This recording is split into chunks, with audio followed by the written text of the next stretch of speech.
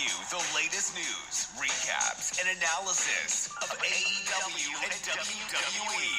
Get the unique perspective from a wrestling fan of over 25 years. Here's your host, Jaydee. What's going on, guys? This is Jaydee, and this is episode 111 of the WrestleBread podcast. So this is going to be short and sweet because unfortunately I had another death in the family. This time it's on my mom's side of the family, a close relative. But I just wanted to just connect with people. It's been a very rough couple of weeks for me and for both sides of the family. And I don't know, I just was kind of using work and wrestling and video games to kind of like get past everything that's going on. But I hope that you are doing well wherever you are at as we get back to some type of normalcy. And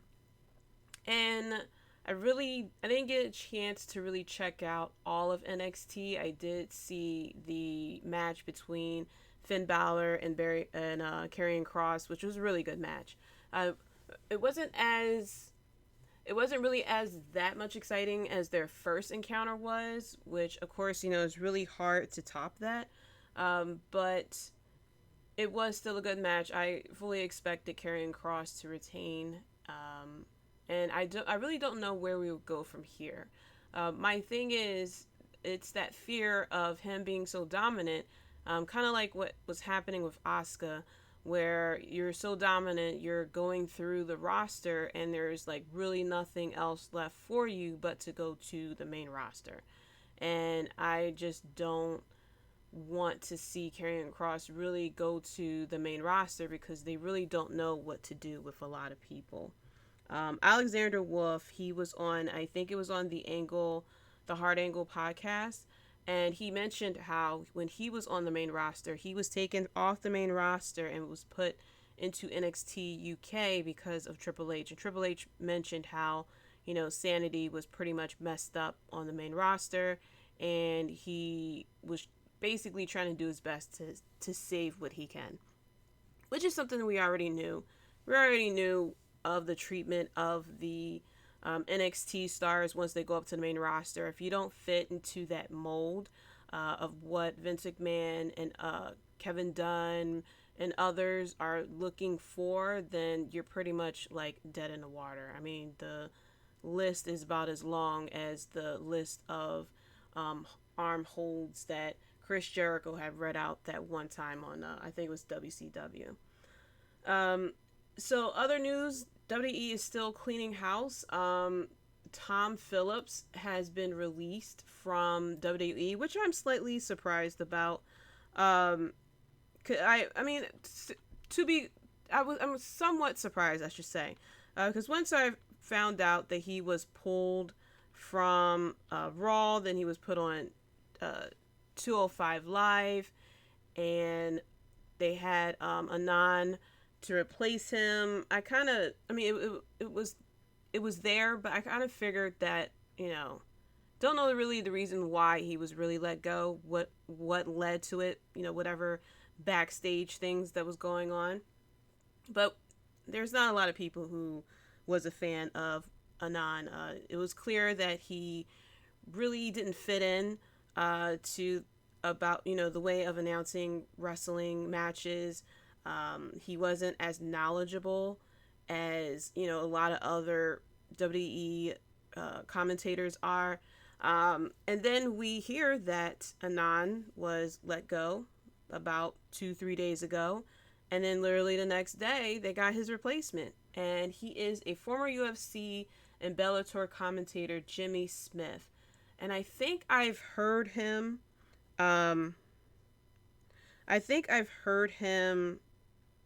commentate before. His face looks very familiar. So,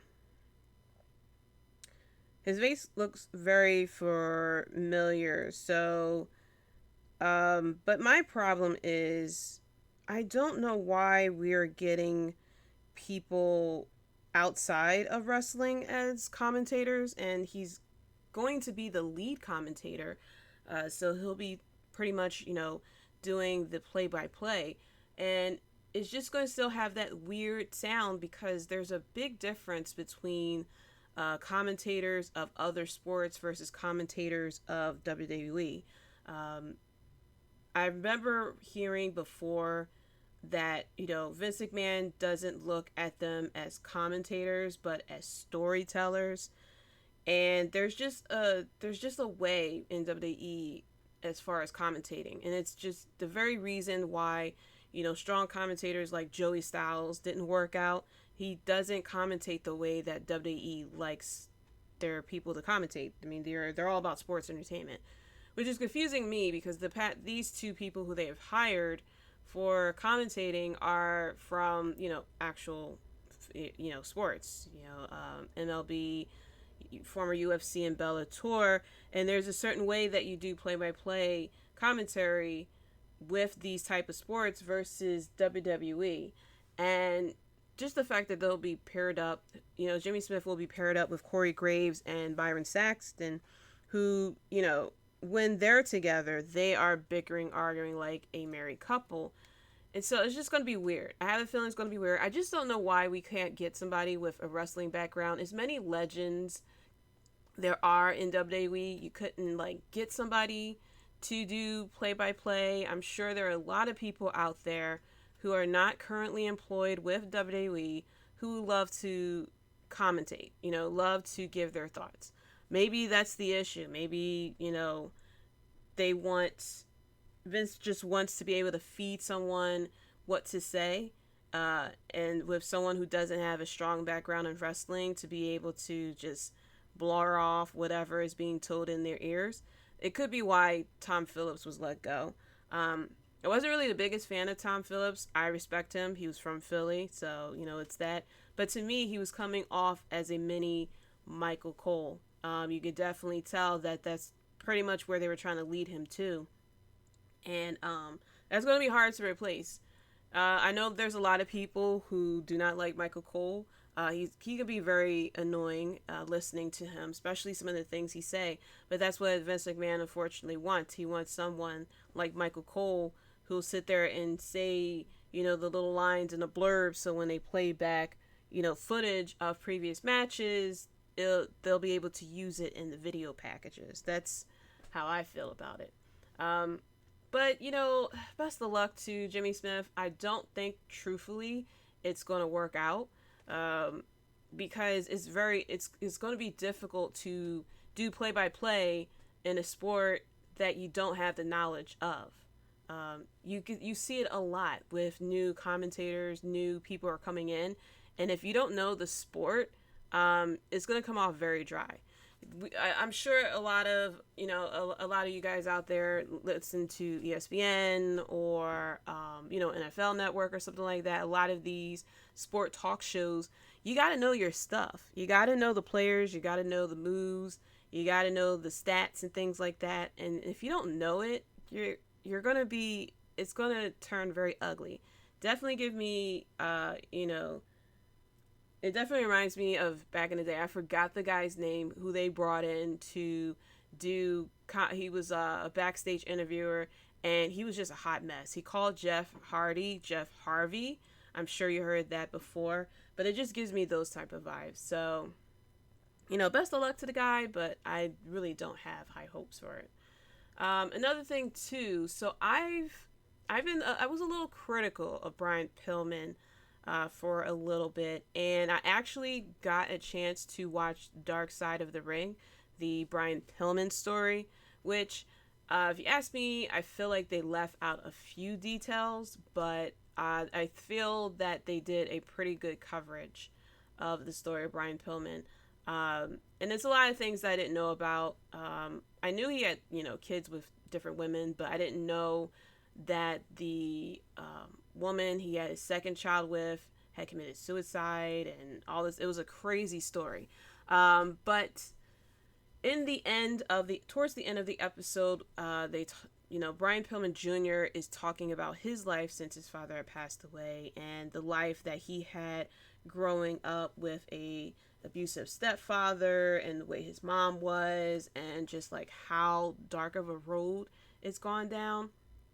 And I know Brian Pillman Jr. doesn't listen to my podcast, but I'm just gonna put out an apology to him. I was very critical of him. I was saying how he needs to have his own identity, that he is like, trying to be too much like his father and stuff. And I get it. I was a big fan of his dad. I found out about Brian Pillman when he came over to WWE. I've heard of him in WCW, but I really didn't get a chance to really see who he was until he got to WWE.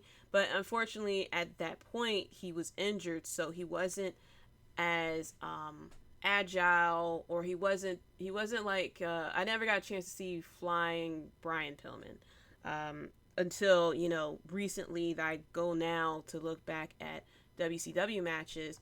But the Pillman Got a Gun segment I absolutely loved. I remember seeing that for the first time live and just like going crazy of such a such controversial and like real, and it's just like one of those segments that's just like, oh my gosh, what is going on, this, that, and the third. But it was definitely one of my favorite segments. I was a fan of his. I love the unhinged, the loose cannon Brian Pillman that he was, and I was just like devastated when he had passed.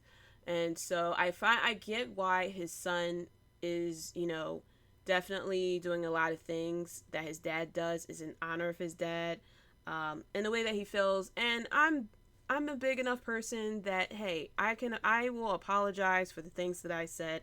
I get it now. Sometimes when we give our opinion about things, especially when it comes to like broadcasting and stuff like that, we're going off of what we see. We don't know the whole story. I didn't know the whole story as far as, the reasons why he is with a tag team like the Varsity Blondes. His dad tag team was Hollywood Blondes. He has his hair and a mullet just like his dad. A lot of things that he does is very parallel to his dad, and I get it and I respect it. And I came from a place where I want him to stand and create his own persona and his own name. But listening to his story on Dark Side of the Ring, like, I clearly get why he is doing what he's doing, and I respect it. And I apologize for what I said, because I was kind of harsh, of what I said about Brian Pillman Jr. But I get it and I respect it, and I do wish him luck. I just wish that that the Varsity Blondes trajectory and their win streak would have happened more on Dynamite before they got the title shot. That it would be a bigger story so that you are more drawn to him. It seems like this all happened because of the episode of Dark Side of the Ring, but I wish it was more of a storyline with the Varsity Blondes as far as being featured on Dynamite. But maybe that's hopefully we'll get that with this second show that they're trying to do, that we'll actually get more, actually see people on live TV versus having to go to the YouTube series that not a lot of people really watch.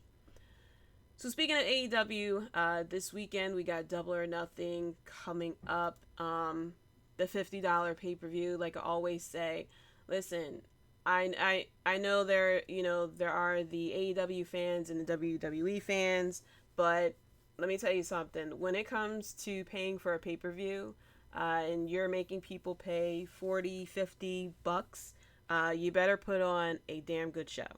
And I definitely, like I said it before and I'll say it again, I hold these AEW pay-per-views to a higher standard, because you're making us pay a hell of a lot more money than what we would pay with WWE and WWE Network, especially the fact that the WWE Network is a lot cheaper.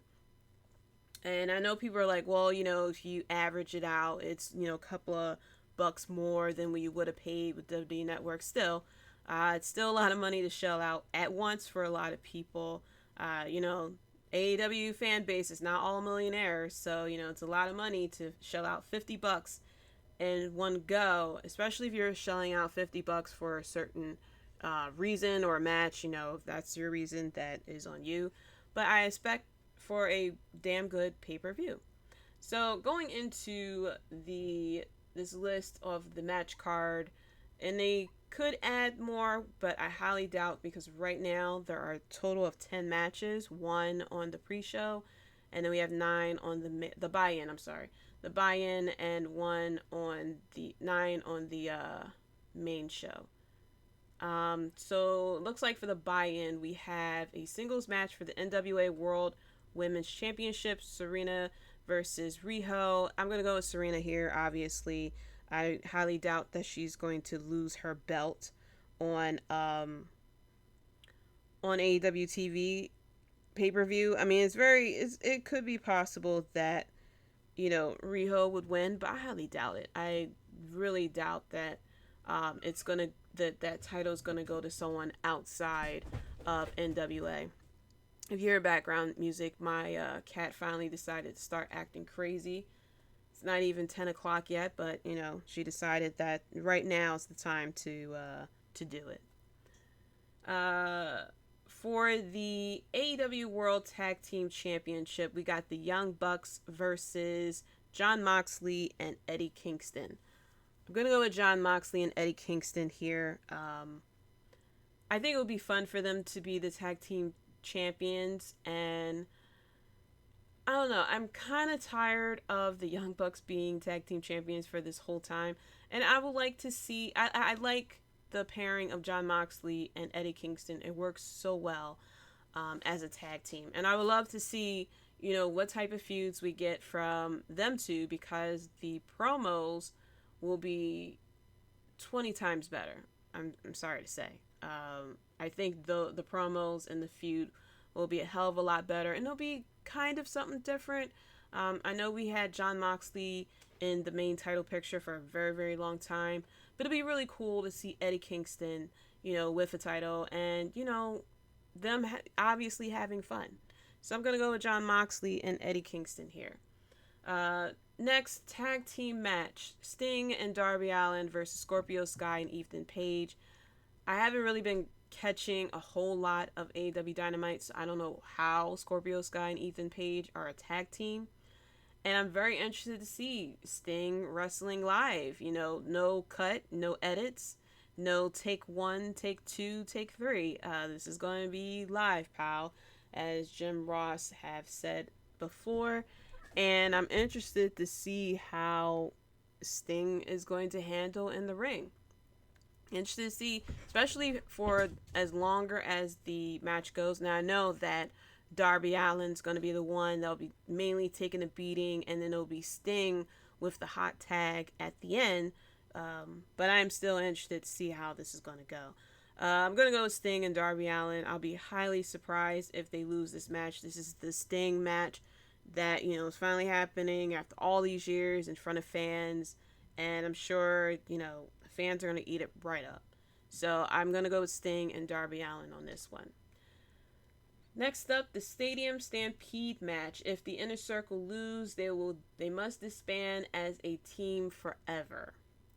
This is very interesting because if the Inner Circle does disband, I'm interested to see where this is going to go with everyone. I think Sammy Guevara is going to be good because he is pretty popular because of the Inner Circle. I would love to see Santana Ortiz, get back into the tag team title picture. Them versus Jon Moxley and Eddie Kingston will be a pretty good feud. Jake Hager will just be Jake Hager. Chris Jericho will be, of course, fine for himself. All he's going to do is just reinvent himself into a new gimmick, and it's going to go over like crazy. People still sing his theme song, and I don't know when that will ever stop. However, with this teaming of the Pinnacle, it's going to be like stupid if it's all this for them to get together, have Tully Blanchard with them just for them to lose. And right now, it's we're getting to that 50-50 type of booking here. And, just because the Inner Circle lose and they disband as a team doesn't mean that they can't team up as tag teams or trios or something like that, or at least be cool with each other. It's just very difficult with these factions because, who is the Pinnacle going to go against after the Inner Circle breaks up? You're going to need a 5-person team again. And so I feel like if the Inner Circle does lose, then the Pinnacle is going to break up. I mean, they'll be around, very similar to like what we had with Team Taz and the Dark Order and stuff like that. It could be the Dark Order that the Pinnacle will go after next, but, it's just going to be hard to have, another faction go against the Pinnacle. I have a feeling that the Inner Circle is going to win. But like overall, I don't know. I'm going to go with the Inner Circle here. I think the Inner Circle is going to win. Even though a part of me feels as though the Inner Circle should lose and disband that way. It's just gotten... It just feels like there's not that much else that the Inner Circle can do unless they continue to feud with the Pinnacle, which could definitely happen, or if there's another, team or something like that the Inner Circle can go against. But with AEW, like, everyone is a damn tag team. So I'm going to go with the Inner Circle here. Next up, singles match for the AEW TNT Tag Team Championship.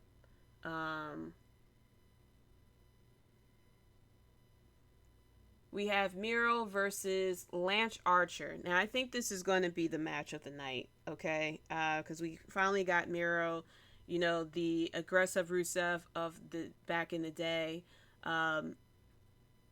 And we're going to have Lance Archer. Lance Archer is an amazing wrestler.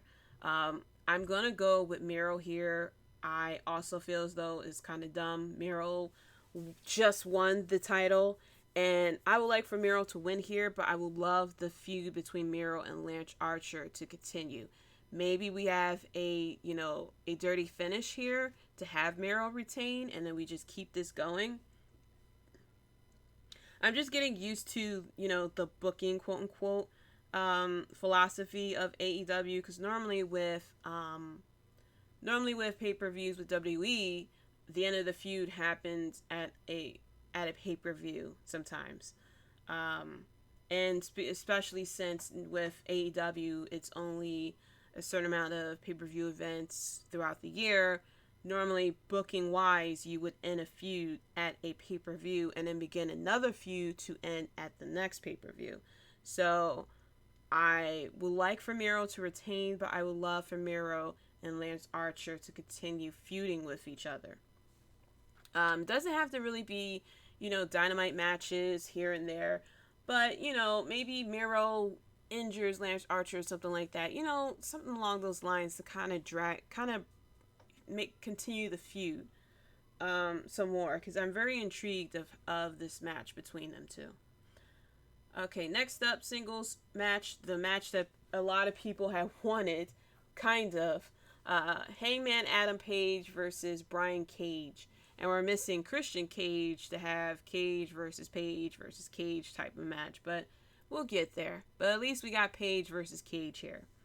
I'm going to go with Adam Page here. I feel as though the Dark Order is going to come out to help him out or something like that. Of course, Team Taz is going to interfere somehow. And I think that's when the Dark Order is going to come in to help out as well. Next up, another singles match. Cody Rhodes versus Anthony Ogogo. And apparently, Cody Rhodes is going to be appearing as the American Dream. I think it is. Yeah, the American Dream for just one night. Especially since Anthony Ogogo keeps talking crap about America. So obviously here, Cody Rhodes is going to win. I will be highly shocked if Cody Rhodes lose, but Cody Rhodes is just like the ultimate underdog here. And I think he is going to win here because it's going to be all about honoring his dad. So I think that Cody is going to retain here. Next up, the Casino Battle Royale for a future shot at the AEW World Championship match. We have Christian Cage, Matt Sydal, Powerhouse Hobbs, Penta El Zero Miedo, Jungle Boy, Matt Hardy, Marq Quen, Isiah Kassidy, The Blade, Evil Uno, Colt Cabana, Preston Vance, Griff Garrison, Brian Pillman Jr., Matt Caster, Anthony Bowens, QT Marshall, Nick Komoroto, Dustin Rhodes, Lee Johnson, and to be announced, the Joker. And for what AEW booking, little, not consistently, but normally the Joker is the one who wins the Casino Battle Royale. The Joker is normally someone, it's a big surprise signing or something like that. Don't have no idea who it could be. If you're trying to go off of who's the latest WWE person, you definitely have to look at who got released in January or February. Or it could be somebody from Impact, which that could be. It could be someone from Impact, just showing up for one night. If it is, then obviously it's not going to be the Joker who wins. It just depends on who the Joker is going to be. If the Joker is, an actual new signing, then it will be the Joker who wins. Because that's kind of what happens. Whenever AEW gets somebody new, they, immediately try to shoot them up towards the top of the ladder. But, however, recently it hasn't been exactly like that with Christian Cage. I got a little scared there because, he started that face down with Kenny Omega, and I'm like, just hold off for a second. Chris Jericho, Jon Moxley, who else? Not exactly with Miro, which I appreciate. But yeah, it seems like they automatically get shot up to the top. It will be interesting, though, that Christian Cage would win this. That way they can get that started for him to have a future shot later on down the line. It's not really, to be truthful, there's not really a lot of names on here that would stick out for me to say, yeah, they're going to get a future AEW World Championship title shot. So I'm going to go with either Christian Cage, or if the Joker is the latest signing, depending on who that signing is, I'll go with the Joker. I think it'll be between them two. Anybody else on here will be a big surprise. And truthfully, if anybody else on this list wins the title shot, more likely it's not going to pan out. 100% honest with you. Next up for the AEW Women's World Championship, we got Hikaru Shida versus Dr. Britt Baker, DMD. I'm going to go with Britt Baker here.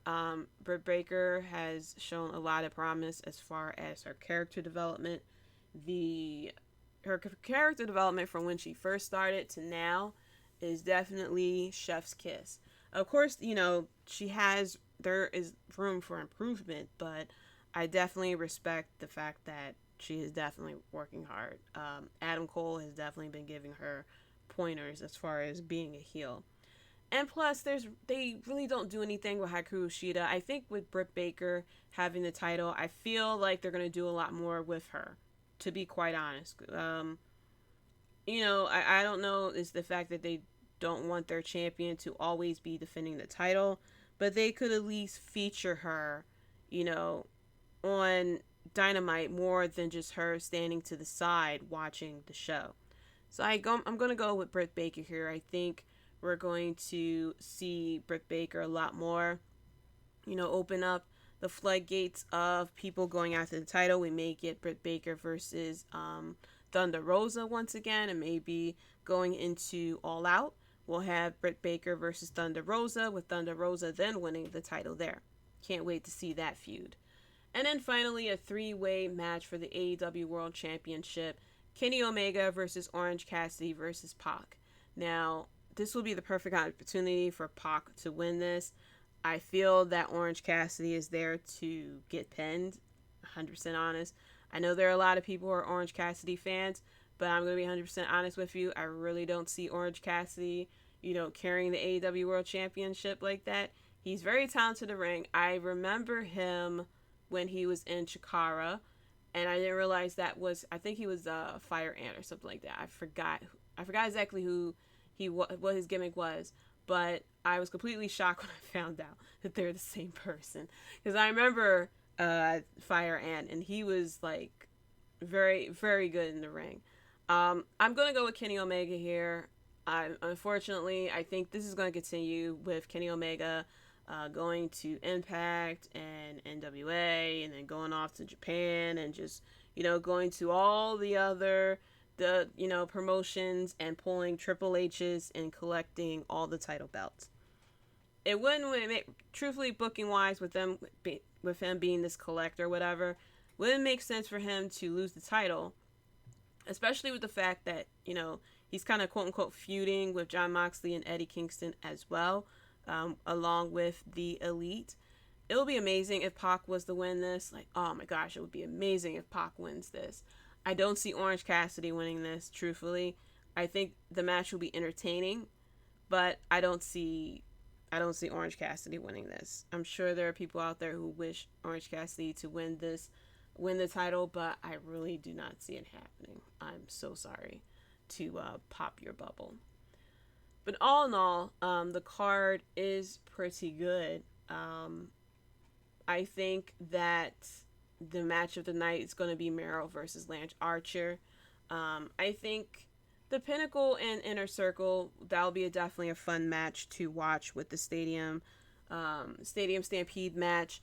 I'm just hoping that it will not be as botchy as the Blood and Guts match, which more likely it won't, especially since the fact that this will obviously be pre-taped. So, hopefully they'll remember to cut out the botches that we may see. But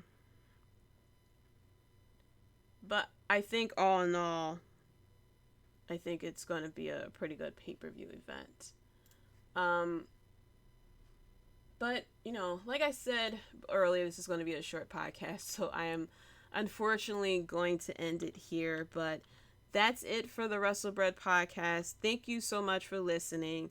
I will be back next week with a recap of Double or Nothing. Hopefully it will be worth the $50.